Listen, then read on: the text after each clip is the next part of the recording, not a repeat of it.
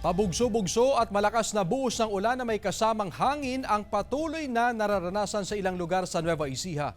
Bunsod nito hanggang dibdib na tubig baha ang naranasan sa magkatabing barangay ng San Juan Acfa at Diaz Garcia sa Cabanatuan City.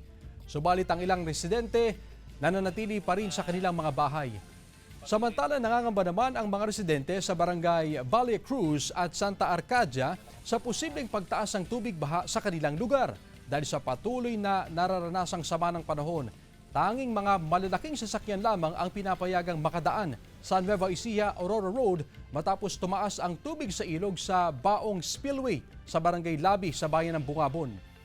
Impassable naman ang bahagi ng Baler Casiguran Road sa Barangay Nianed, Dipakulaw, Aurora dahil sa pagtaas ng antas ng tubig sa ilog. Maging ang Madela Dinadjawan Road, isang lane ng kalsada lamang ang pinapadaanan ng otoridad para sa mga motorista.